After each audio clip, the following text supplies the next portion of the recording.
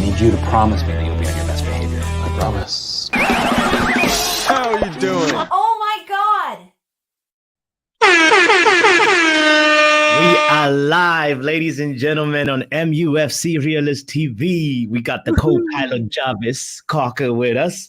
Mick gave us the keys and he's like, be good. So let's take this one for a spin, Jarvis. Yeah, let's take the ride. Take it for a ride. Come on, let's go. Yes.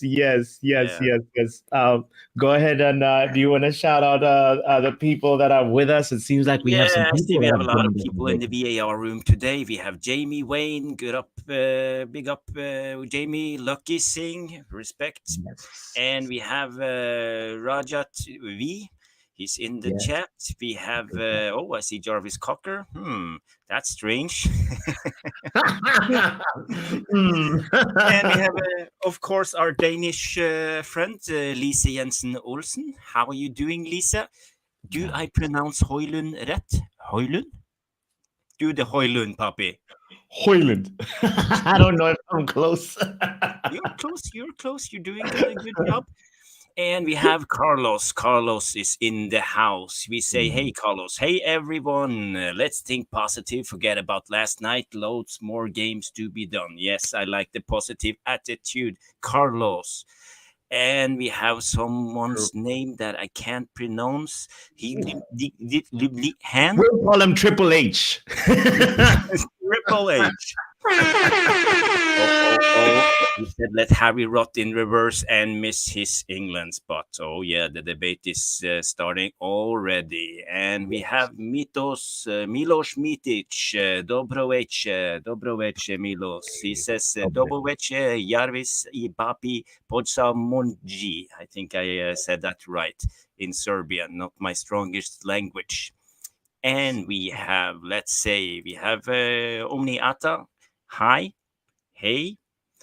And we have Welsh Girl 68. Have a good show, boys. Yes, we will have. And Lise Jensen has talked back to us and said, correct, Jarvis. Correcto mundo. Højlund. That's the way you say it. Not Højlund. Oh, Højlund. Straightforward. And is it Rasmus or Rasmus? Rasmus. Rasmus. Okay, we have a breaking news from Jamie Wayne. He says, just in, Manchester United's long-awaited offer for Sofyan Amrabat could arrive in the next few hours. So Amrabat is coming. Yes. That's good news. Yes. That's very good news. And we have Lee Moss, who says, evening, guys. Shout out to you, Lee Moss. And we say Triple H is Mike. Oh, okay. Mick? All right, Triple H, Mike. Oh Lord, what's in store for us today, Jarvis? What are we? I think Maguire. Are we going to Maguire first? Yeah, we will do some call-ins. We will try to have the debate about Harry Maguire. You know, the latest news is. Well, let me just pick up the presentation. We can say it. Is Maguire being greedy? The Guardian states that Harry Maguire won't join West Ham anymore due to his due to time constraints. He's seeking a £7 million payout from Manchester United to offset potential wage loss. So that's the latest. Maguire won't go to West Ham because he don't get his wages paid by United. Not all of them. That's the rumor. I'm not in the know. I can't say that this rumor is 100%, but this is what we are discussing today. So if you have any comments, you want to call in and have a debate with us, I will put the link in the description, and everybody, you can call in and have your say. Everybody, feel free to call in. First things first, Jarvis. What time constraints are they talking about? What, you know, like I have to question this news outlet and be like, what time constraints is, if at all it's true, like what is Maguire worried about? The only time constraint that should be in his mind is the Euros is around the corner, and he has to be playing week in, week out. You know. Yes, sir. I agree. I agree. I think the problem is West Ham. They need a new center back now because West Ham is offloading all their players. We have this. What's the name of the West Ham players that they have sold? They have sold Scamacca. They have sold Declan Rice. Recently they are selling this guy to Manchester City. What's his name? Paqueta. And there's several players going out from West Ham at the moment, and they need more players in their squad. So I think David Moyes is getting desperate. The season has already started, so they are rushing. Maybe they are just putting pressure on Man United. They want this deal done, but United won't pay the full amount, and Maguire is stalling. That's the biggest problem. Yeah, it's like it's crunch time now because we've concluded match day 1, and it's time to actually have all your teams start gelling together if they have not already started, because the Premier League is starting to take shape, and you can be left behind if you're leaving the transfer business till very late. And we all know that West Ham, just like Brighton, they have some good money. They've received some good money from all the transfers you've mentioned too, especially the notable one, the Declan Rice money. So where is the money? Pay the money, take Harry Maguire, I'm curious how people feel about this. Did you share the link, by the way, in the chat, Jarvis? The link is shared. I can share it again so people have the link. And if you've never been on a YouTube show before, it's nothing to worry about. You just hit the link and you come to a site that's called StreamYard. You put in your name and then press enter, and we will drag you into the studio when we are ready, and ask you questions, and you can have your opinion. So it's nothing to worry about, and you're always welcome to our channel. Yeah. And if you're watching this on Football Power Hour, I will also share the link on the channel too, because we're co-streaming as we always do to both channels. Make sure you hit a like, by the way, if you just tuned in. Make sure you subscribe. Whatever you are doing, make sure you just take that second to subscribe to both channels, and so that we help each other. But we want to know what your thoughts on this Harry Maguire situation. I mean, I feel like at the same time, Jarvis, when you're thinking about, he has a contract, he was expecting this much money, and projecting this is what he's going to receive. So it's a little bit, I get it when when people do not want you, my mama always told me, go where you're celebrated, not where you're tolerated. And at Man United, he's just being tolerated, it's just one of those things where go somewhere where you're celebrated. But at the same time, to help him really get into that mindset, the finances have to make sense to him and his family, because, I'm sure they've had, they deserve as much money as they can possibly get as well, just like everybody else,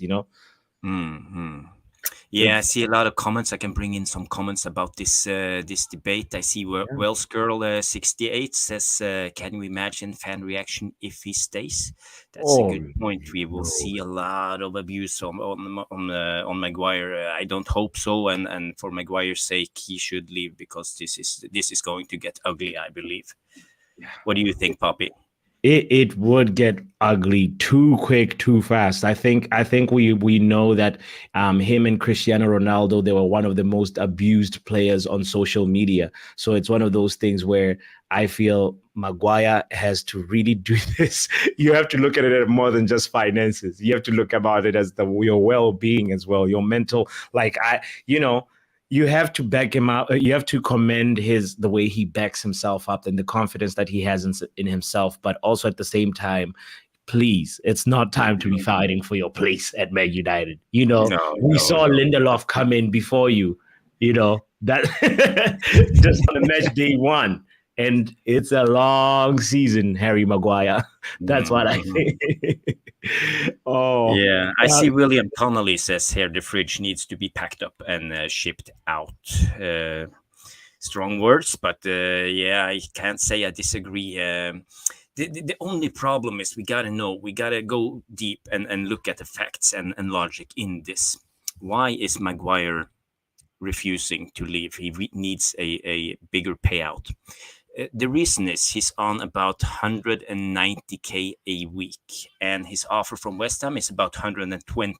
That's about 70,000 pounds a week that he misses out on, and he has 3 seasons left on his contract. If you put that together, it's about almost 11 million pounds that he loses on the deal.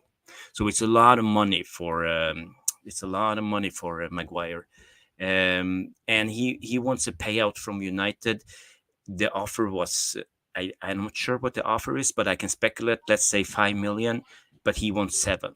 So it's about millions of pounds he wants from United to get this deal done. So the question is he greedy, or would everybody has taken 11 million pounds and sat on the bench for 3 years? Oh, you're on mute, Pappi.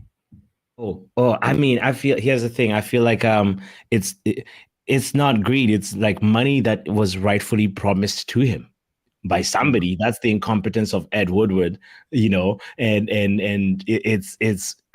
it's not his fault. Ed promised him this much money, and then he's everybody wants him not to have it.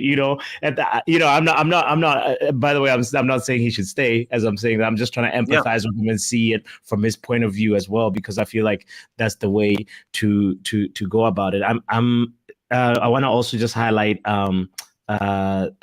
Khaled's comments. Khaled, shout out to you, Khaled. Khaled says it is not a rumor. David Ornstein and Fabrizio update. It is not a rumor. It's confirmed that the deal is off, and this is a cause for concern. We have to talk about it as a United family. There's somebody who's a United family member that I see in the background. Do you see him? I see someone in the background, yes, and he's watching us with big eyes. Harry Maguire! Yeah, I see dead people. I see dead people. I could not help myself. I cannot stay away when it comes to Harry Maguire debate. Good evening, gentlemen. How are you doing? I just was kidnapped by these 2 gentlemen. I have a confession to make. Somebody pulled out with the black van, Dodge label. They came up with ski mask because they said, pay up my Snickers. You haven't paid up our Snickers. So they kidnapped me and stole the show. So I'm back here. I got out the closet and here I am. But where is the duct tape? Oh, yeah. I did a, what do you call it? MacGyver. Yeah. You still have your stash. Oh, yeah, I do. I still have the mustache. So I did a MacGyver, like, you know what I mean? If you haven't seen the show, amazing, amazing. Listen, what can I say about this one? It is not Harry Maguire, according to my opinion, that's stolen. That is his agent, Steve Beck. Everyone that knows Steve Beck is I'm gonna be careful what I'm saying, because he's the one that calls up everyone for talking shit about his client. Even called Troy Deeney up and said, "Why are you talking shit about my client?" So he's a little bit delusional. Personal terms been agreed, 100%. Everything's been agreed and lined up with the club. It is what it is. What they said, that we are waiting for the situation so we can actually buy in a Pavard. But what you guys said earlier, according to a player contract, yes, he has the right to demand money. I've seen the reports about 7 million pounds, 15 million pounds, but this is not Harry Maguire. This is his agent driving the bargain because he wants to make money. So it's greed, according to my opinion. What player wants is probably to play football. And as an agent, you should look after your player's interest over the money situation. So I put that over Stephen Beck, to be honest, his agent, right? Starting this. He could have already been a West Ham player if it wasn't for this extortion demand to say. It was also reported earlier in the window that he wanted something in the line of 15 to 7 million pounds payout. On the other hand, 2 clubs are working tirelessly to sort of compensate his wages that he's currently on, which is about 250. What is it? 200k a week, something, right? Oh, let's bring up his wages. Let's bring up his wages. Yeah, I mean, it. It's so be cool and composed, because there's his wages, right? Yeah, £189,904 a week. Yeah. Yeah, and this is something that West Ham will not pay. So maybe this is something that they have been discussing behind the scenes, that maybe Manchester United should compensate this to pay him £7 million in between, and he will walk away. But I don't think we want to do that, because at the end of the day, why should we pay for to sell a player? That's the thing, right? So take it with a pinch of salt, because everything starts with the Neil Custis and the Sun. And I say hashtag don't trust the Sun, hashtag don't buy the Sun. Take it with the sun don't shine. So as soon as somebody starts with it, then the remaining of the journey is starting to go with it. So I don't believe the race is over as of yet. You know, the window is still open. So, and it's a media tactics as well that West Ham is playing, I guess, or the agents leaking out in the press as well. So the drama is still not over. It ain't over till the fat lady sings people. So calm down, I would say. That's all I wanted to say, peeps. Yeah, I mean, could there potentially be another suitor in the? Because it's only West Ham that seems like one Maguire. I don't know if I haven't heard any significant rumors about any other clubs, but you know, I think from his perspective, obviously he wants to play Premier League football. He wants to stay, you know, competitive, and so that Gareth Southgate can, you know, because right now Levi Colwill is taking that spot, you know. Yeah, if he wants to play. I mean, I was just about to upload a video that I never got around because I'm being so busy today. And in this video, I said as well, like, you know, you got to look at from a player's perspective, right? You got to look at, he wants to play for the Euros in England and Southgate and all that stuff, right? He knows he's not going to play football under Tenhag, you know? And he was on the bench as a shop display, like as a window shopping, like, you know, to pimp him out. But never was he allowed to start because of injury. So the deal is still on, according to what I've been hearing. Other than that, why would you stick around and sit on the bench and not play? Of course, you're going to pay 200 quid per week. But at the end of the day, what's your ambition as a footballer is to play football. And this, if I was his agent, I would advise him ASAP not to cock block by saying, like, you know, we want 7 million. That's just wrong. That's a wrongful behavior. And if you call me Beck, I don't mind telling you the same thing, because you should look after your player, not thinking with your wallet. Yeah. When it comes to Maguire, I can say that, you know, he got stripped of his captaincy. Now he's fifth choice centre back, even behind Luke Shaw. We don't know if what's that old guy, Evans, if he comes in or not. Maybe he will be sixth choice centre back, and he has no chance in starting in the Premier League unless we have injuries and stuff like that. So he will probably be on the bench all season if he stays. And you know, he wants to play in the Euros for England, and I think he has to make a choice if like £7 million is more important for him, or his ambitions as a footballer is more important. It's not like he's going to starve. He's still on £120,000 a week. So yeah. I think even then he will be good. So it's basically down to Maguire, but I can understand the other side, that he wants as much money as possible. I can bring up something before I leave the stream. I just want to pop in. I'll leave you guys alone because I broke up from the closet. I did a Maguire. Now I will pay you Snickers what I own 100%, and you will continue with full of energy. But I agree with Kush is saying here in this comment, that agents are all about money. In this industry, I call it, there's good, there's the bad, and there's the ugly, right? The good one is the one that really cares about his player. They do everything for his player, like, you know, the 360. And then you have the bad. They are so like, you know, they're in it for themselves. And the ugly is the really one that you saw, Mino Raiola and all these big shot agents. They only care about themselves and their money and how much they're going to earn. And therefore, I'm so proud that FIFA has included a cap coming up from after this season. They can maximum earn, I think, about 5%, or maximum 10%, or something like that, on the annual wages, but they come to agreement. Before you saw like silly, like 20%, Mina Raiola to big, you know, big cut and stuff like that. And that's changed. So that's why you're seeing agents are like doubling down right now, how much they can earn before the close of the season, because next season they're not going to be able to earn as much. So for me, the good being a good agent is to look after the best interests of your client, not the money, right? And in this situation, all I can say, it smells of what we deluded before, like, it's the agent that wants, extort some more money, and unfortunately, that's the name of the game, right?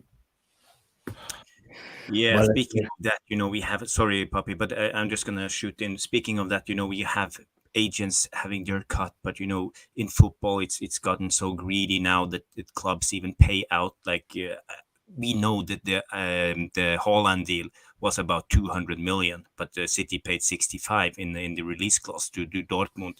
Where did all the other money go? Alf Inge Haaland. Erling Haaland's dad got a big cut, and so Yeah. it's been like this now in football deals. We have people getting consultant jobs in the club or in other companies and getting paid ridiculous money You as don't a want to know. bonus You for the don't know. signing. So it's not good It's in a way. it's. I've been in this industry for quite working as intermediate as a contractor as well. So it is a very dirty, shady business. Like, there's you can have it like 15 intermediates working on one deal. That's the thing. In the olden days, there used to be like 5 people involved in the deal. Like, it used to be straightforward. Now you have a lot of like media contractors, agents, like PR, image rights, all that stuff. It's getting harder and harder to negotiate at the table. That's why I like this Amrabat deal. What's been done is very astute and smart. And I will tell you what's going on with that Amrabat deal is because Manchester United was so busy to getting the key targets in first, like Onana. They spent all the power on Onana and Højlund, got that over the line. But the buck didn't stop there, right? Because they used intermediates to negotiate between the club intermediates, and with the player and the agent. So basically, but saying like, everything is kind of been pre-agreed. It's just about formality. So basically, it's like a project manager. You just worked it up to an execution of the plan. So now what you're going to see is just a formality. The fees is agreed. The structures are feed. Everything has been agreed. So all Manchester United has been doing is to say like, wait for us. We need to sell Fred. We need to sell offload McTominay, and we will come back and we just be triggered. So this will go very fast. And this is a very smart thing that Manchester United has been doing by utilizing intermediates. And unfortunately, some people are very good. Some people are only in it for the money, and everyone takes a cut, to be honest, that's been involved in that deal. So until then, you work for free. It's all commission. I really hope there'll be a big U-turn, Mick, in what you're saying, because this Fabrizio Romano exclusive is not nice, saying that West Ham the deal is off with West Ham. But at the end of the day, maybe Maguire, please still seek a move to Italy or wherever. You'll still play, competitive football, and Man United just needs to be ruthless and just straightforward with this and move on. Why are we so? Go ahead. I just want to say that the deal has been on all the time. I would say it's, in that case, it's United giving the finger to his agent to say we're not going to be extorted, because his agent wanted to come in and have 15 million payout first and then 7 million. And it goes back to then say, why should I pay you if you want to buy my house or my shitty car, you know what I mean? Or my or my Samsung fridge. I actually paying you to buy this. You say, I cannot really afford it, Mick. Okay, I will give you a little bit of a money and then you can buy for the rest. That doesn't really make sense. So what you would do at the end of the day, say, screw you guys. Like, you know what I mean? Yeah. This fridge needs a new thermostat because it definitely cannot read the temperature of the room. Yeah, but then it comes down to putting pressure on the player himself to put the pressure on his agent to say, look, get me this deal no matter what, or you're not my agent anymore, right? That's the thing, right? So he knows because they had conversations like, when they stripped off this captaincy, they told him straight up what is the plan. He's not going to get game time. You know what I mean? They're looking for Pavard. If this is going to block Pavard deal, then I'm going to get really upset, to be honest. Yeah, that's an issue. If we can't sell Maguire, we can't buy Pavard. We are under FFP scrutiny, and we have to be careful because if we sign Pavard and we can't sell Maguire, we are in trouble because the FFP is breathing down our necks at the moment as we speak. So we got to be careful. That's why I think United are doing this slowly, nice and slowly, and everything in the right order at the moment because we don't want to get a big fine. Chelsea will run free and everybody will applaud them when they do good with all those signings, but United are under scrutiny. I mean, no, Hated, adored, never ignored. That's United. Yeah, true. Anyway, gents, I just wanted to come have my say. Anyone that wants to come in, use the link. Should we share it again, guys? Because I wasn't supposed to be on, but you know, this was such an interesting topic, so you have to talk about it. Yes, and also Jamie saying it's the fridge is defrosted, it's leaking. William says Samsung fridge was worth it. 80 mil. Was it faulty, made of cement? Oh Lord. Yeah, guys, we just posted the call-in link there. Come in and have your rant, 5 minutes, 10 minutes. It ain't gonna hurt you. Just don't expose yourself naked or use any foul language. I know it's hated, it's loved. Some people will cry that he leaves, or some people would cheer that he stays. I personally look at the player's side to say, you're a fool if you're staying, because you're not going to get playing time. Anyway, guys, big up to all of you. Mick Ruby is leaving back. I will pay you Snickers later on. Please, guys, don't forget to like and subscribe. There is about 100 of you in the chat room. Big up to the VR room. See you tomorrow then. See you later. See you So, later. I guess we will see Mick in 10 minutes then. Right. Exactly. What? 10? Did you say 10? 10? Could it even be 10 seconds? Oh Lord. Well, let's go back to the VAR room. There's so many good comments here. Say that one more time, Jarvis. I said let's go back to the VAR room. There's so many good comments at the moment on this topic, what we are discussing at the moment. Exactly. They say Joe Blackman says that Maguire is a joke now, 100%. Yeah. And he's making himself a part of the joke too. Like he's propelling to the joke. You know, I'm not a fan of like, you know, jumping on the bandwagon of slandering him and booing him and all that stuff. It's just like, you know, it's not productive. He already knows how a big part of the fan base feels about him. But himself is he's adding on to the rhetoric of him being a joke, because we're still going to get the nervous energy that he has when he's playing, and it's you know, I hope he does not stay at all. I have a good one here from Kush. It's an 80 million fridge with an 11 million warranty.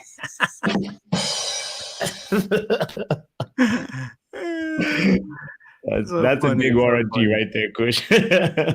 You know. Yeah, no, he's William says he's a meme, and that's Lord, please, but at the end of the day, it's like he needs to pack his bags, and I hope he gets that message, you know, across. Somebody near him, please get the message across, you know. Reminder, guys, if you're just tuning in, make sure you hit the like button, make sure you subscribe. There's a link in the chat if you want to call and talk about this. We will move on to the next topic, but also still, you know, it's an open house, and we're also streaming to Football Power Hour. Make sure you subscribe to that as well, and as well as Mufc Realist TV. The other comment that I wanted to actually highlight is I guess it was Compost Smurf that made me think about how, you know, by saying Chelsea and City are shameless, it was more like the ruthlessness that Chelsea has this transfer season is what we need to have. If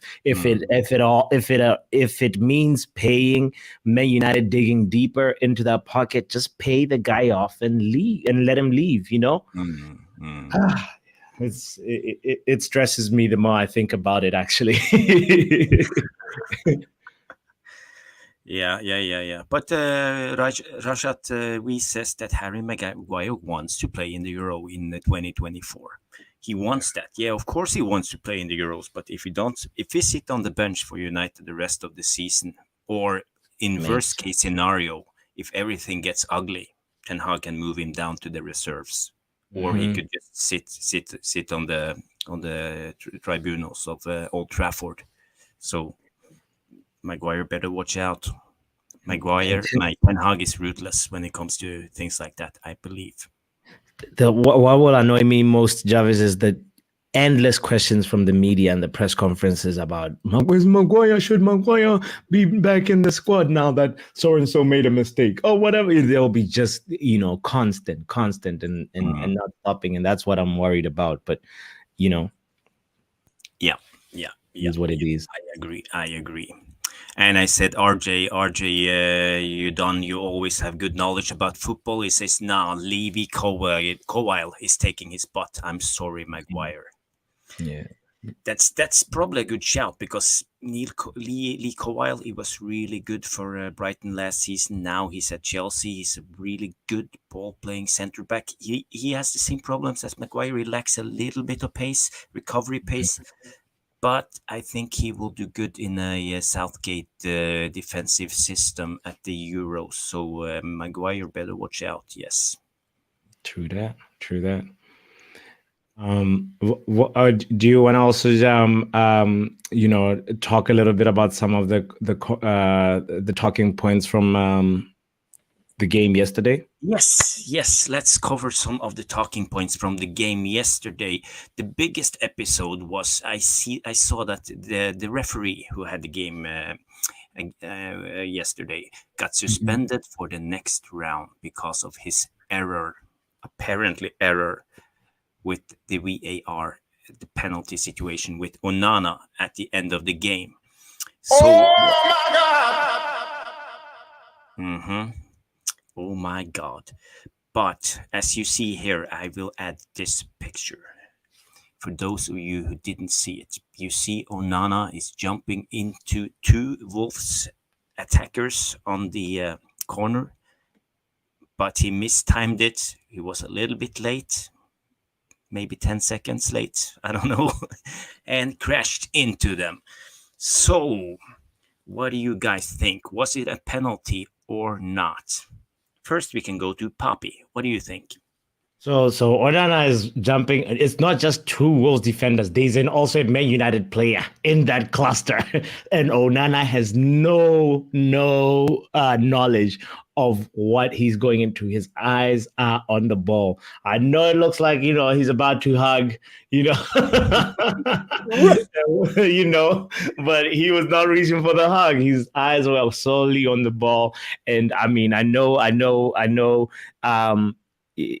I have to be objective a little bit now that we've slept on the game, and we can review and look back a little bit now, and with a little bit less bias, and say I think we got away with a moment with that not being called a foul. But at the same time, you have to look at it from Onana's perspective. What is Onana expected to do? Not challenge for the ball at all. If we're going to be, penalizing goalkeepers for the things that they can't change or things that they can't, when you're in the air, it's a trajectory in the air that he's not an airplane. He can't change the coordinates once he's already done the jump, So it's just an unfortunate coming together that, of course, because of the moment in the game and the emotions and what that moment means, it's like, I understand the cries and shouts for the penalty, but I'm still feeling like it's not as much of a penalty as people think. Yeah, not what I read in the news today. Basically, all of the ex-referees and people who have knowledge about the FA rules says it's a stone cold penalty. I get your point when you say it's a mid-air collision. He can't change his trajectory mid-air. That's a tough thing, but he mistimed it extremely bad, but I would say he doesn't lead with his fist, so he hits them with his body. That's a good thing, because if he was going out with his fist first and hit the player, that will be a stone cold penalty in my mind. But as you say, he can't change his trajectory, so that's a good thing, I believe. And another thing is, he has his eyes on the ball. He's always chasing the ball, so his intentions are never, malicious, or he doesn't have bad. Exactly. You have to look at it. I feel like you have to examine the situation with the what is is the player trying to endanger an opponent, or are they actually trying to just play the ball?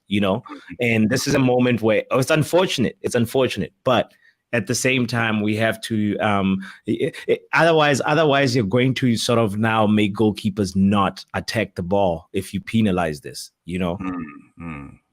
And another thing is, you know, he clashed with the player, but the heading wasn't going on the goal anyway, because he had the ability to head before Onana got there, and it didn't lead to a goal. So I would say that giving a penalty in that stage of the game would have been extremely harsh, to be honest.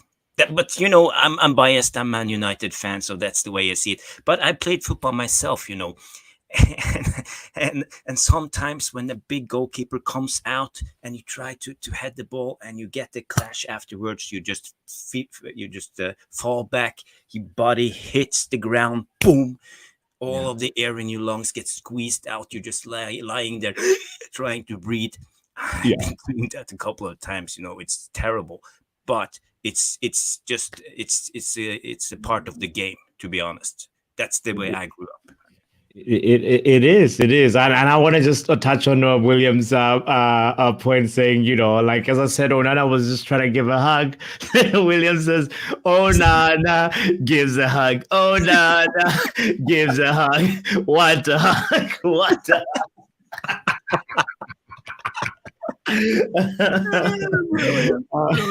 what a hug indeed. The thing is, Wan-Bissaka is also part of the mix there. Like, he was ready to take out everybody, you know, and go for that ball, which is what I love about this goalkeeper. De Gea does not have that kind of bravery, and that's actually what Ten Hag ended up saying. He's like, Onana was brave, you know, when they were and he didn't sort of like, you know, say no, the referee made a mistake or anything. And I think that was brilliant PR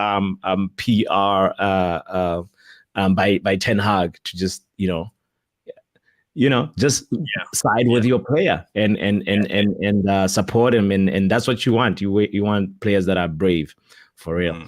But on the other discussion, you know, when it comes to penalties, because we know this, Jamie Wayne, Mick's new video idea. But on another discussion, when it comes to penalties, we had another episode with Rashford having a header and the Wolves defender standing there, and it touched his arm, and basically it stopped the ball from going into the goal. What do you think of that episode? Do we have it so we can show the picture? Yeah. Let me actually. I can talk about it a little bit while you find the picture, because VAR never assessed it. They never watched it again. The referee just say play on. Here we have it. Everybody, zoom in. And what you see is his left arm is sticking out. Yes. He has his overarm into his body, but his underarm is sticking out. Yes. You can see it especially in the first picture. He's twisting his body, so it's natural when you twist your body that your arm goes out, but he doesn't watch the ball. You see his head is turned, so he believes the ball is passing him. So it's not a penalty? Well, the thing is, when you stop the ball, even if it's not on purpose, if it prevents a goal, for me, it's always a penalty, because the ball had a trajectory going to the goal. So I believe if he hadn't stopped that ball, it would have been a goal. So that's why I believe this is a penalty. I mean, yeah. I see what you're saying. I feel like also this was after Wan-Bissaka cross, right? This is a Wan-Bissaka moment. Yeah, it's.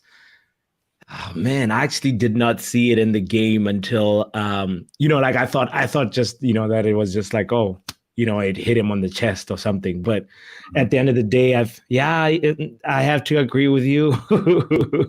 there is some interference for the ball, so it's not like a stone cold penalty. But the way you see the ball is going against the goal to the corner of the goalpost, and the keeper wouldn't have saved that one. And you see, he's the last man.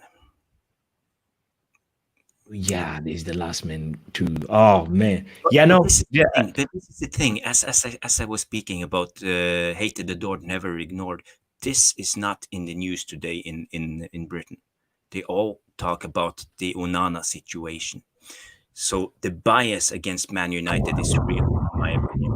the bias is real. That's true. That's true. They always they make fun of Manchester United, saying well Manchester United. Mhm. We've got all kinds of things. But at the end of the day, it's like we know that there's a rhetoric out there that's not necessarily always trying to favor us. That always, they highlight the things that say, oh, you see, this should have been a penalty because it fits the agenda, Yeah. Yeah. Okay, so we should have had a penalty, they should have had a penalty. So we still win 2-1 if that's the case, right? Oh man, this is wild. I'm wondering if let's see, how does anybody have any comments on that? Yeah, get your comments in on the Rashford handball situation. Should it be a penalty or should it not be a penalty? You can hit 1 or 2. 1 for yes, 2 for no in the comments. I'm I really think we're interested if people see it as I see it. I go with 1. Me too. I go with 1. 1 because I'm biased like that. But the problem with this is Yeah. people we will get the repercussions next round, because when we goes against Spurs, they can have a hacksaw and chop or a player's legs off. We won't get a penalty on Tottenham Hotspur Stadium because of the media bias. That's what I'm fearing. Yeah. On with a very important point. Not a pen on Rashford header. Arm was in a natural position. Can't chop his arm off. That and also to what you said, he's looking the other way. So it's like it's. That's a good point, John Johnson. I see William Connolly says 1. It's a yes. Oh, we'll go to William. Penalty. Oh, sorry. Nico says it's a penalty. Kosh says it's a penalty. Lisi Jensen. What is this? A Man United channel? Everybody is pressing 1. Unanimous. I mean, there's a few 2s, but mostly 1. And we have Cobra. Who's that picture? Is it David Bowie? Oh, Yeah, it's David Bowie. nice. Cool. One of the Okay. So you were saying, Pappi. Sorry, I interrupted. No. Cobra is right. Is like, that's what I tell my girlfriend. Natural position. Oh no. This. So okay. So now when I kind of want to segue the conversation into the fact that, all right, cool. We had those close penalty moments, right? But then there was something that we have to acknowledge, since it's a very biased United house right now, which is great. It's the United family. But we have to ask ourselves what was going on with the tactics yesterday, because we narrowly escaped. It was a smash and grab in our own home. Somehow these visitors who only had 2 days or 3 days with their manager were able to come and almost bite us. The Wolves nearly bit us. We escaped narrowly. And there's something that's like, there's a graphic that's been going around that I kind of want to like refer to like aid this sort of discussion. It's sort of, a little bit of a how I look at how we were mostly lined up, So let me see if I can actually let me know if I need to move to the left or right, whatever. Okay, so first things first, we saw like I think it was actually you, Jarvis, during the watch along. You're like, this 4-3-3 is not working, and we saw. Let's okay, that's Man United, the red, and then the yellow is Wolves. So we saw like Varane being the player that's the deepest in most occasions, and then we had Martinez that was sort of the player that was trying to find the passes, as well as Casemiro. But the thing that was most notable about how we laid out in the formation, or whether it was the instructions or the players, that's where I want to lead this conversation and say, we saw Casemiro on many occasions. He was like a little bit flooded by so many Wolves players, because what happened is you had Garnacho, you had Rashford, you had Anthony, and you had Bruno Fernandes and Mason Mount. But they were somehow always behind Gomez and Lemina, because this was the Wolves and defensive line, right? And our wingers were sort of pinging, Garnacho was pinging Semedo and Wan-Bissaka. I mean, Anthony was more or less the one occupying Nuri. So, but the main problem was this part in the middle here. Anytime it took Casemiro about more than 25 minutes to be able to actually connect with Mount and Bruno.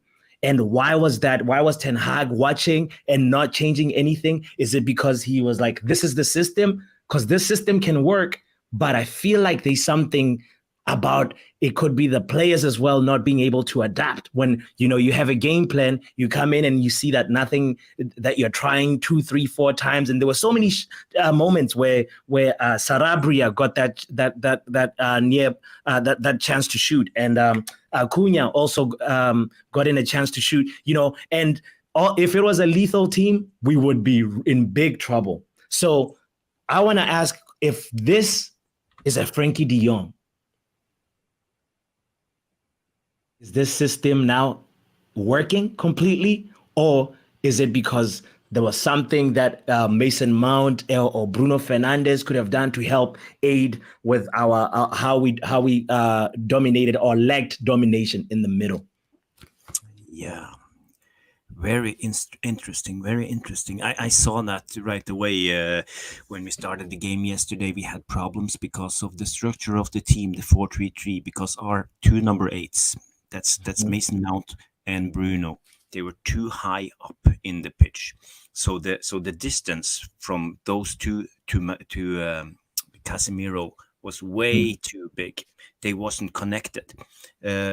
So every time the Wolves player got the ball past one of the 2 number 8s, it was a highway. They could just run with the ball, run. And that was a big problem. So Ten Hag, he tried to address it. He changed out or subbed the Mason Mount, put on Eriksen. But Eriksen, his biggest attribute isn't defensive, running back and covering room. So it was a little bit better, but it didn't work yesterday, I have to be honest. And it wasn't good. So it made people doubting Mason Mount now at the moment. He got so much yeah. If we had Amrabat on that point, would the midfield, because what's his name, Cunha, he had so many, he was like Kaká in our midfield, slicing through that midfield like butter. Yeah, and there's a statistic that caught my attention that I was just like, after shout out to Opta analyst for this stat, but after match day 1, or prior to Man United versus Wolves, Nicholas Jackson was the player of Chelsea, right? He was the player with the longest progressive ball carry. He carried the ball for 171 meters. But Matheus Cunha versus Man United, he traveled with the ball for 195.5 meters.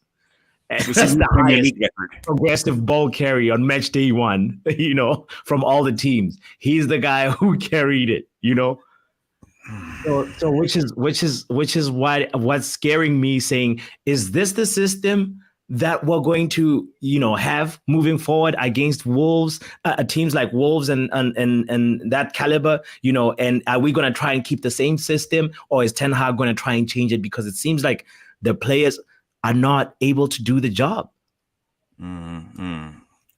Yeah, you see it, but I don't think Ten Hag was happy with what he saw yesterday. This is not the way he wants to play. And for me, the biggest problem was Mount. His distance to Casemiro was too big. So how to fix it is Mount got to be more disciplined and operate within 15 yards of Casemiro.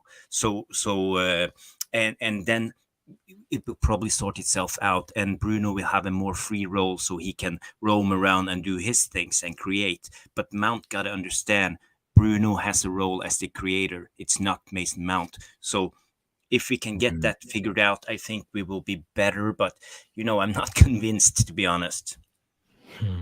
So what do you put up there? There was some lines and dots. That was just like the progressive carries of Matheus Cunha versus United, the 195.5 meters that he pretty much, the chances, this is where he sliced through. One of those, I'm sure, is where Casemiro tried to slide and mistimed. I think it might be this one.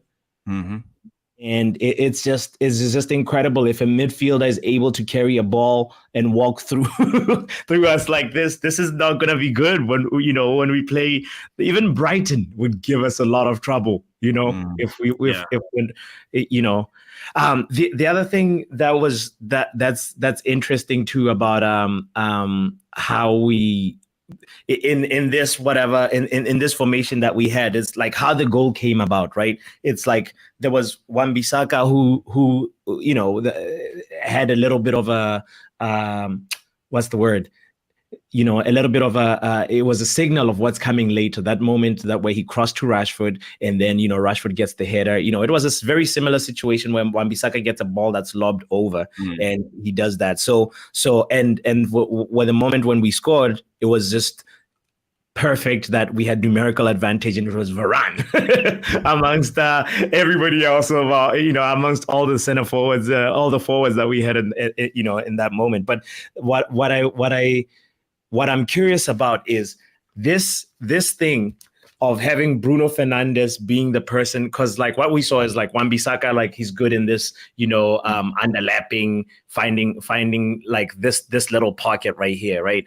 So if this is Wan-Bissaka's, if this is like a pattern that's going to try and happen, an attacking pattern, we need to figure out, because the whole point, I guess, the reason why Ten Hag likes Bruno on the right is because with his dominant foot, Bruno can produce that pass. He can also switch the ball to here and find, Garnacho. He can probably also find Rashford if the timing is right, with and the pass accuracy and like that. This one has a lot less success, I believe. But so the question that I wanna that I'm sort of like trying to shed some light to is when we have Garnacho on the left. I don't know how good Garnacho's weak foot is, but those moments when Bruno floats a ball over and then Garnacho has two options of like cutting back after controlling the ball or trying to run, hugging the touchline. But the main thing is, if you have a left-footed winger, then you also have the same attack move where it's ping the ball across, and then this person crosses, and then you can have somebody to finish the cross. So ping the ball across, and this person crosses on the first time because they have a left foot or the ability to be able to, find the first time cross. Because all this is happening when the defense is not really organized and they're trying to shift back into position. So, I as an attacking pattern, I saw two moments where I was like, okay, that's kind of cool. That's a pattern, but I don't know if it's going to be effective with having Garnacho on the left when maybe you could put Anthony on the left and try and practice that in the training ground. I don't know. It was just the thought that came across my mind, being like, what are we building? What is our identity? What is our attacking patterns? What, you know what I mean? I know what you mean. I get what you're saying. And the thing is, I feel that maybe we underestimate Wolves a little bit. I think maybe Ten Hag and the players had a mindset that this was going to be easy. We're going to win 2-3, 4-0. So they rushed it. We rushed it. The 3-1-6 formation when we are attacking. Everybody thought, okay, 6 people can just attack. And we were stuck with three defenders and Casemiro to play through 6-7 Wolves players. It was almost an impossible job from the beginning. I see a lot of good comments here. Give me a second, I will just find it. I say Red J says, as a Dutch Moroccan, it's nice to see all of you to like Amrabat, but he won't solve your midfield problems. Oh no, Red. So that's interesting. That's interesting because I gotta admit, I love Amrabat, but I only have seen tactical analytics of him and the World Cup. So that's my impression. So Yeah. maybe I'm wrong. Maybe I'm wrong. And William Connolly, he says, get the Moroccan bat in the midfield for us. He will be the tank. And that's what I also feel. I want Amrabat in this midfield because I think he will help Casemiro be more defensive, help us on the transition, and dictate the game and the tempo of the game. That's more important because now I think it's a tempo problem. The timing is wrong from yesterday's game. Mm-hmm. What's your thought, Pappi? Yeah, it's one of those things where it's I think you touched on it, saying that it could have been a little bit of an underestimation. Maybe it's like, and they didn't really thoroughly talk about a plan B because if Mount and Bruno are hiding behind or the main thing is I don't want to use the word hiding, but if they're like occupied and not able to figure out that we need to create more passing lanes for Casemiro and Martinez, but they need to take turns because Ten Hag wants them high in an advanced position for a reason, but it's just them trying to needing to thoroughly work out a plan B and plan C, because at the end of the day, you're the one that used the phrase earlier on that when you have the Mike Tyson one. Which one? Say that again. Which one? Yeah, the Mike Tyson one with the plan. Yeah, the Mike Tyson. Yeah. Because Ten Hag's tactics, everybody has a plan until they get punched in the face. So that's the problem. Who started us, and suddenly all our plans and tactics just disappeared. There was like stress level. Everybody lost their head. That was a problem. So it's also a mentality problem. Ten Hag has to work on the mentality of the players, but it also comes to drills. If you do a thing 5 times, you basically know it a little bit. But if you do a thing 10,000 times, it goes automatically, even if you are stressed, because you know how to do it. It's like a reflex in the muscles. So we need more drills. We need more drills into the system and give it time. We're in the beginning of stage 2 of Ten Hag. He's only been there 1 season, and miraculously, we qualified for the Champions League. We got to FA Cup final. We won the League Cup with this group of players that the year before came in 7th under Rangnick and Solskjaer, and everything fell apart. So we got to be realistic about it too. I'm a Man United supporter. I want us to win every game, but also we got to have a longer perspective. So that's just my 2 cents on this. True that. I want to also just touch on Mount plays higher than Bruno, LOL, and that's saying something. We need Bruno higher. Why does nobody have the brains to come short in midfield? Compost exactly the song that we've been trying to sing. David says Mount was invisible in the midfield. He left Casemiro to do the midfield on his own. That was horrible last night. That was really, really, really bad. Yeah. Oh, we gonna need can you try say that one? Sta mislite momci da Manchester promeniu taku is 4-2-3-1 u 4-3-3 od strata ut. Yeah, promeni taktiku. That's the best tactic for United is 4-2-3-1, not 4-3-3. That's what Milos is saying, I believe. And I agree, Milos. I agree. Yes. DJ Superfly is asking, was Martinez's substitution just because he'd been booked or injury? It was an injury. I think it's an ankle tendon or something like that, and they're gonna review it and hopefully he'll be back soon. We need him back. Him back. Otherwise, the other guy the fridge might think there's an opportunity. That's why he's staying. He thinks leage is injured. Maybe he will get this. Right. He's yeah. Number 4 choice center back. Hopefully it's not too bad. John says Mount and Bruno played ahead of the ball and as 10s both left Casemiro. I feel like the house. Yes. Yes, totally agree on that. when it comes to, I just want a short comment. When it comes to Yeah. Casemiro, it's very hard to defend the whole stretch of the field. That's really hard. And we know Casemiro, he's good. He can read the game, but he's not that mobile anymore. He struggles with that. So we're playing on Casemiro's weaknesses. It's not like we have Caicedo as our DM who can run and cover that much space. So playing with two number 10s, nah, I don't think that is a good idea. Yeah, and he his legs they're gonna he's gonna keep getting slower. That's we have to keep that in mind and think about what's the plan post Casemiro, because hopefully Kobbie Mainoo comes back from injury so we can start integrating him into the team and he can help out too, because I know he's still young. He's still young. I know it'll be very horrible to say Kobbie Mainoo solve this Wolves conundrum for us, but part of me is curious, is like, what can the calmness that boy has, and the how he uses his physicality. I'm a big fan of that, and I can't wait to see him integrate himself into the team. Yeah.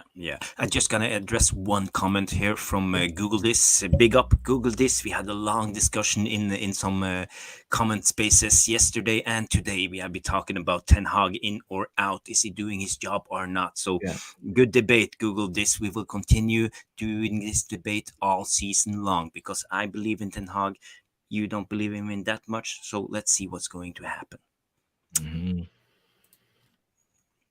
Yeah. Well, let's see what we got here. I got a message from Mick. He wants to make an announcement or promote something for tomorrow. Mick, when you're ready, just jump on and do your thing. Oh, you're on mute, man. Yeah, unmute yourself first, Mick. Oh yeah, I'm back. Basically, all the Snickers that I promised you, since you kidnapped me and put it in my closet, I was a little bit hungry, so I ate all your Snickers. So that means you're gonna kidnap me again. Hey. I want my Snickers. Good show, guys. Really done well while I've been listening to you in the background. I just wanted to touch base on something. I'm gonna share a screen to see if hopefully that will work, and we will see.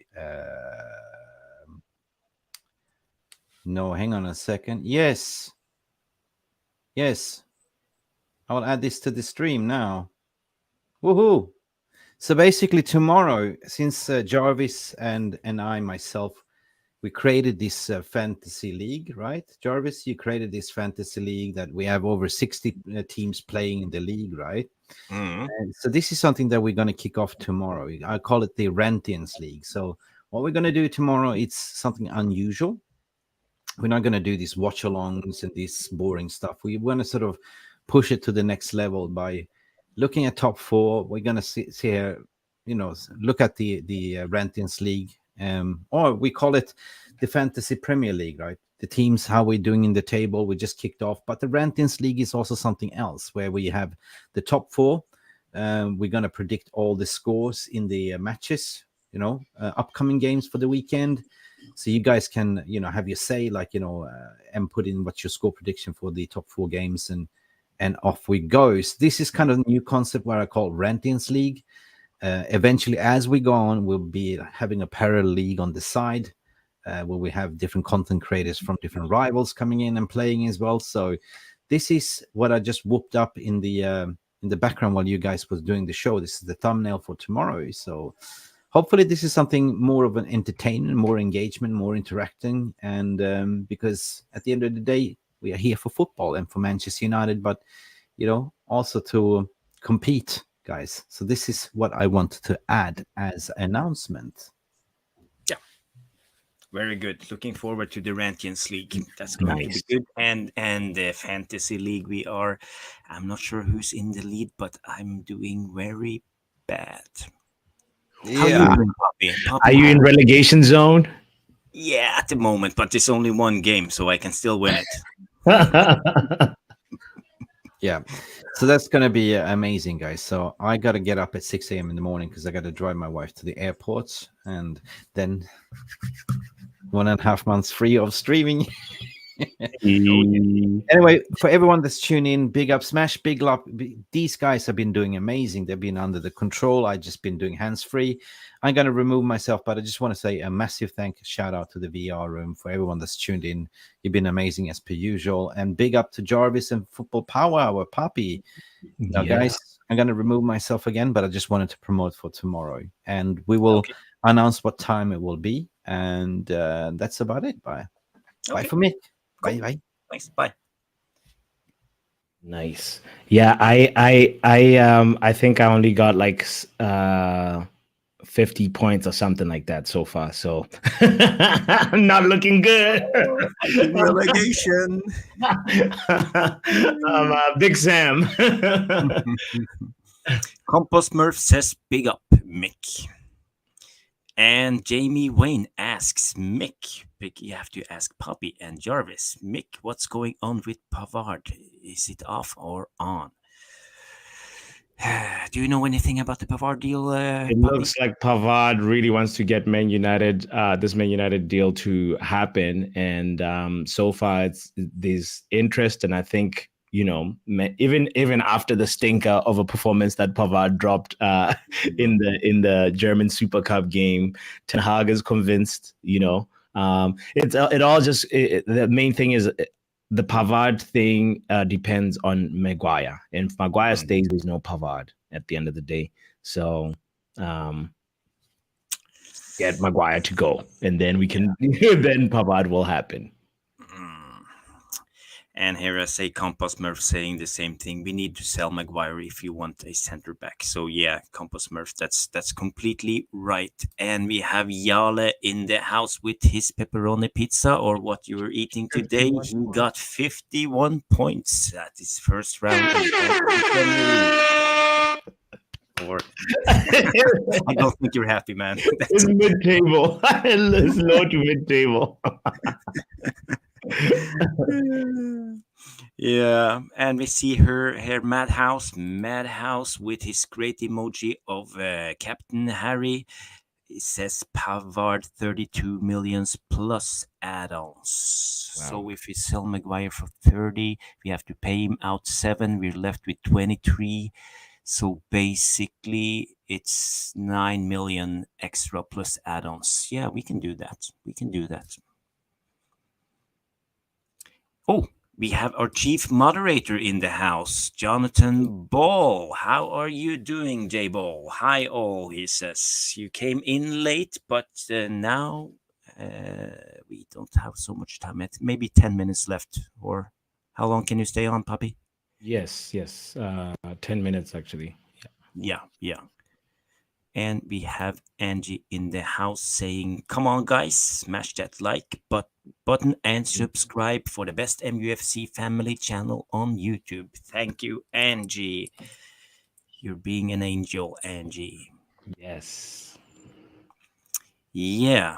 So I lost our thread. Where are we now in the show, Pappi? I mean, we had pretty much talked about our midfield situation, and that's why we had a little bit of the yes, Kobe, please, and then we want Kobe Mainoo to be a superstar. I think a lot of us believe he's a gem. Shout out to you, Red, for saying that, and I think.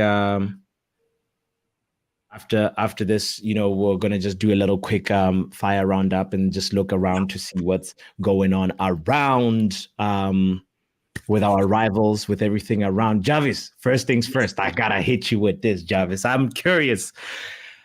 So at the beginning of the season, Spider-Man is ready. Yeah, the Spider-Man is ready. All right. First quick hit, Jarvis, and the Spider-Man. Kevin De Bruyne.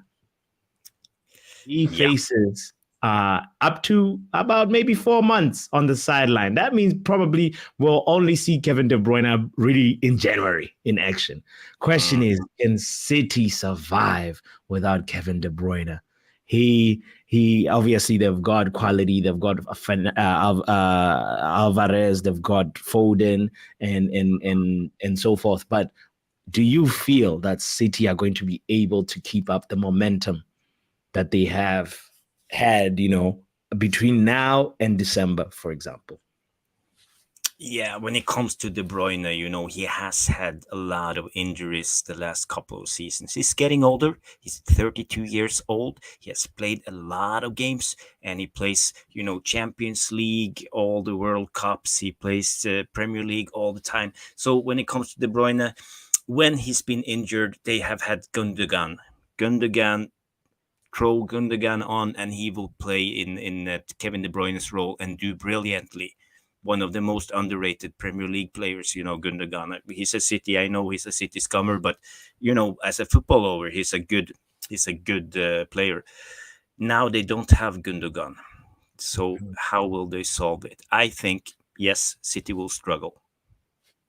City will struggle, but to what extent? Do you think like the top 4 struggle, or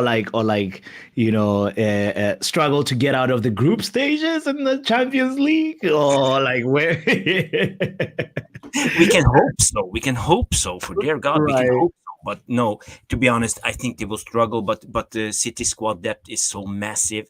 I don't think they will score as many goals and play as good as football. They will struggle, but they still have Bernardo and Haaland, so they will probably be okay. All right. Yeah, they'll probably be okay. Simple answer, says Jonathan Ball. It's a big yes. Man City will be fine without Kevin De Bruyne, says Jonathan. David says, I would prefer Fred to have stayed. Oh, and started the season with Casemiro in midfield better than what we had last night in midfield. You got a very big point, David. That's if there's one outgoing from Man United for me that I really miss is Fred. I think I'll miss him.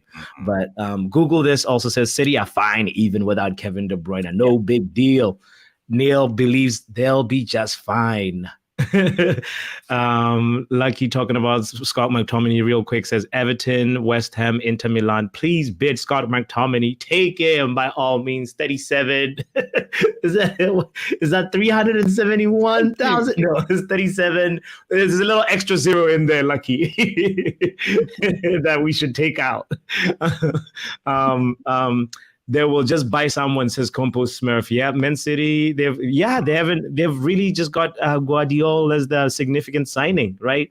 And of the season, I really don't, and been giving like contracts to new players, to the young players, like the Lewises and so forth. And anyway, all right. That is the Man City hold on.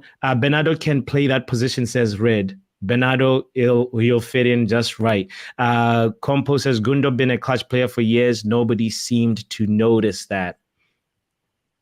He makes the difference. He makes the difference for Man City. So I just can't wait to see how Pep Guardiola answers this first question that they have, because the next big piece to fall would be an Haaland getting an ankle injury or something like that. But anyway, that's too much speculation, too much wishing on negative on your rivals. The next thing, by the way, the next quick hit that we want to move on to, Jarvis, is I want to really just quickly just grab your thoughts on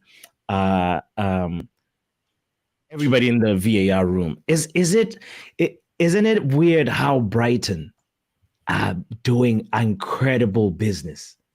They are amazing at how they find players out of nowhere and somehow always sell to like the likes of Chelsea, the likes of Liverpool, the likes of us. They just sell to the top 5 so much that look at this picture right here real quick.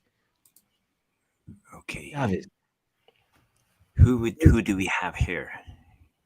We have McAllister, Cucurella. We have Caicedo, of course. Yes. And you have David Raya. You have Bissouma going to Spurs. And that latest one. You already said Caicedo. So it's and Trossard going to Arsenal. So are they the best selling club in the Premier League right now? Yeah, I see that. And yes, they are. But, you have not even, you got to put in managers too. They lost Graham Potter and they just replaced him with De Zerbi, and he just come in even better. So the whole organization is breathing and eating football 24/7. They think ahead. So yeah, and they are good at the South American market. So yeah, I agree, they are the best at this at the moment. But we have had clubs like this before, you know. Southampton used to be the farmer club of Liverpool and stuff like that, and producing a lot of good players. But it goes to a point, and then everything collapses. But still, it looks like Brighton has a good team. They won. Did they win? How much did they win in this weekend? 5-1. Yes. Oh yeah. They I think that they scored the most goals on the match day, I think. And yeah, it was back to regular settings for them. And at the end of the day, it's just commendable how they know how to do their business. For me, Jarvis, I feel like Man United should forget the players that they're signing. We need to sign the person making the signings. You know what I mean? Go for the source, and then all these other players will come.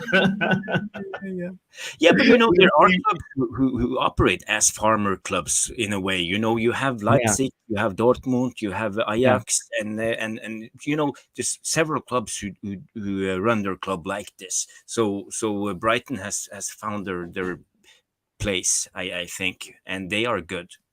Shout out to Joe. Yes, Brighton are good at finding players and managers. Oh, yes. That's Brighton have new ownership, says Lucky. So the owners that they have now, I need to research on that and find out, like, you know, when do they come? Because these owners are they're the right owners. You know, Brighton are in with a good chance of top 4 this year, says Angie. Big declaration right there. But that is true. That is true. I hope they don't get derailed by the European trophy pursuit as well. You know, if they have the capability. And they need to also get that Mohamed Kudus deal done, because he's a player I'd like to see in the Premier League. He deserves to make the next step in his career. You know? I read yesterday that Kudus rejected Brighton, and he probably wants to go to West Ham. That's the latest on Kudus, as I have read. So let's see how it goes. Oh. Kudus. Well, reject them because they still have a midfield position open at Man United, Kudus. You know, I wouldn't mind if he makes a quick U-turn at the end, you know. Neil also says, because Brighton have people in the club who know what they're doing, unlike Man United. We've got ourselves a De Jong type problem.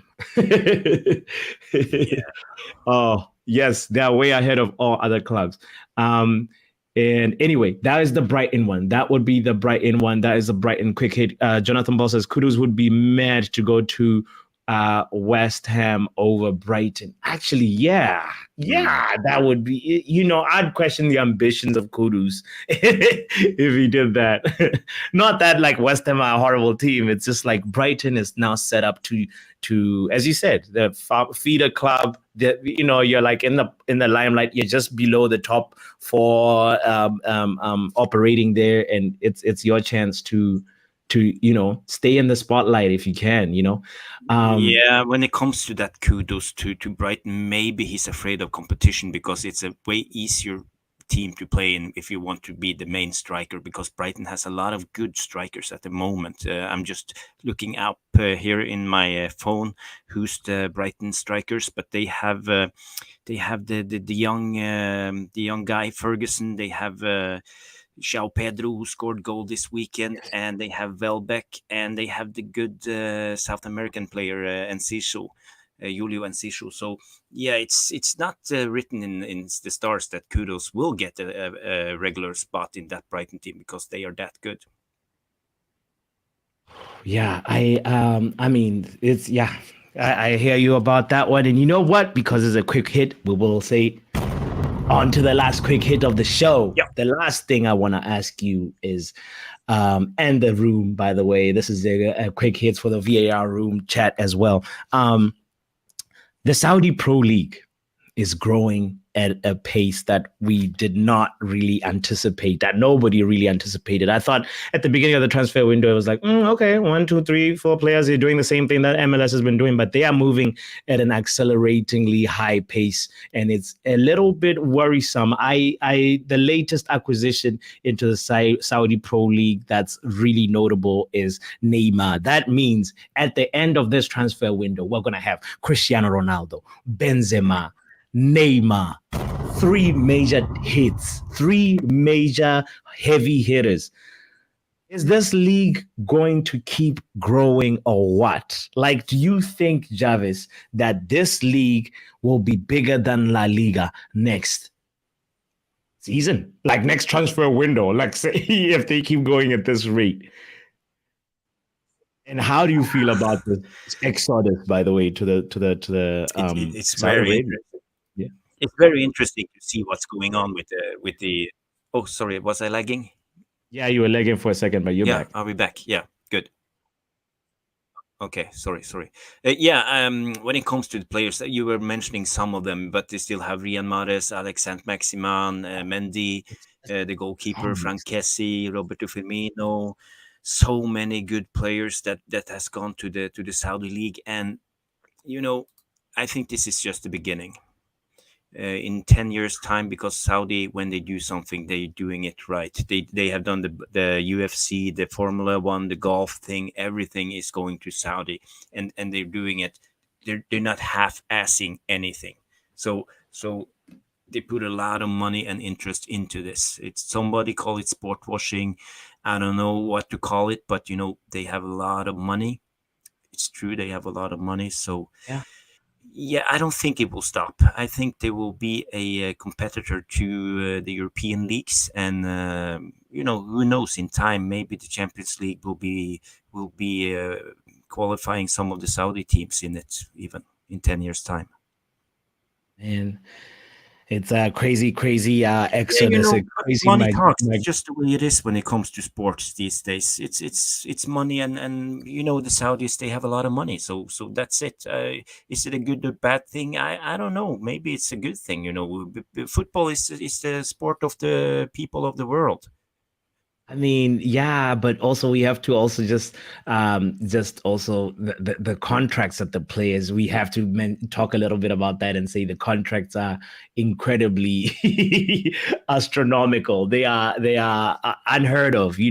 We're out here, I think, towards the end of last season talking about, the Premier League needs to have a salary cap, and that's gonna help and bring a little bit of structure. And the Premier League is gonna get left behind if Neymar is getting, this is like, look a little bit, listen to a little bit of this. This is part of Neymar's package: a private plane at his disposal, a huge house with staff, 80,000 euro bonus for every Al Hilal win, 500,000 euros for every post or story he puts on social media that promotes Saudi Arabia. This is the sources are Foot Mercato, by the way. And if some of these clauses you want to read about them a little bit, you can go over there. But this is sort of like a money glitch that Saudi Arabia has, and I don't know. I mean, I feel like it's almost getting uncontrollable.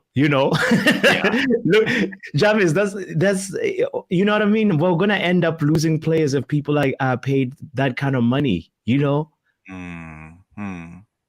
This is a picture right now. I'll show a picture of Pappi moving to Saudi Arabia. That's a picture of Botswana Papi moving to Saudi Arabia. So, but what do you have to say about that as we wrap up the show, brother? Yeah. What do the VAR room say about the Saudi? Oh man, let's see. Y'all says, I think Saudi teams are in the Asian version of the Champions League. Also, I got a feeling the league will fall apart after the 2030 World Cup. The Saudi league will fall apart after the 2030 World Cup. Okay, is the World Cup in Saudi in 2030? Yeah. Okay. That's I'm presuming it is. That's why y'all is saying that. NG says the Saudi Pro League will be bankrupt if they carry on with these wages, right? How can they possibly make money to cover themselves? Like, I never knew that people had this much money in real life, you know. It's incredible. It's incredible. Lucky says Saudi Arabia sports racing investment strong. It's strong. It's really, really strong.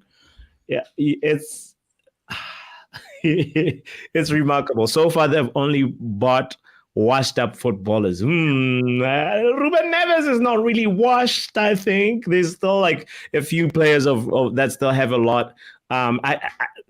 I guess Neymar, you could argue that he's washed, but he could still, if he had it in him, the ambition to actually go compete, I think he could still have it 2-3 years of really good football in a competitive arena. I say Milos Mitic says Salah Oblasi easy Liverpool Arabia something, but basically saying that Salah is apparently linked to Saudi Arabia. I saw that today. That's a rumor that's getting stronger. So maybe Liverpool want to offload him to get more money. But I believe Salah is still a good player. But yeah, he's 32 years old, so makes sense. And he's big in the Arab world. Also, he's a huge star. He's Egyptian, so yeah. Yeah. That is the end of the quick hits, ladies and gentlemen. And I think like we've come to the conclusion of our show. Make sure you hit the like button. Make sure you're subscribed to MUFC Realist TV. Also, Football Power Hour. Hit the like button and the notification bell. There's a show tomorrow, right? That Jarvis, that Mick was talking about, Jarvis. The Rantions League. And we will do the Fantasy League. So, yeah. Anyway, that's all, folks. Money talks. Keep talking. Drink more water. Hit the like button and all that stuff. We will see you guys again very soon.